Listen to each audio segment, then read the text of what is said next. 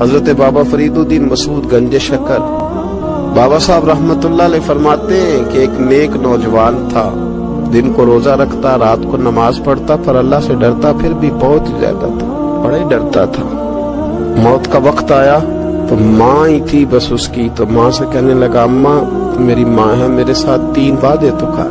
اس نے کہا پتر تو بتا، آخری ہج کی لے رہا ہے اور اس غریبنی ماں سے تو وعدہ لے رہا ہے، بتا کیا وعدہ؟ عرض کرنے لگا اماں جب میں مر جاؤں نا تو میرے گلے میں رسی ڈال کے تو مجھے گھمانا گھر کے صحن میں، اور لوگوں کو کہنا جو رب کی نافرمانی کرے اس کا یہی حال ہوتا ہے۔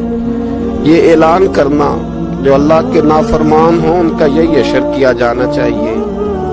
اور اماں پھر دوسرا وعدہ کر، میرا رات کو جنازہ اٹھایا جائے، میں نہیں چاہتا کہ کسی کے منہ سے یہ لفظ نکل جائے کہ وہ دیکھو اللہ کا نافرمان جا رہا ہے، رات کو میرا جنازہ اٹھانا۔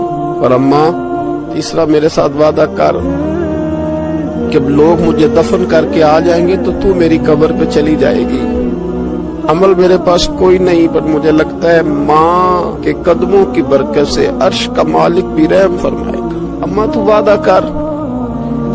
بابا صاحب رحمتullah علیہ فرمانے لگے کہ ماں بوڑھی ماں نے وعدہ کر لیا، کہا بیٹے ٹھیک ہے اگر تیری یہی ضد ہے تو میں تیار ہوں۔ پھر اس نے کلمہ شہادت پڑھا، اس نوجوان کی روح پرواز کر گئی۔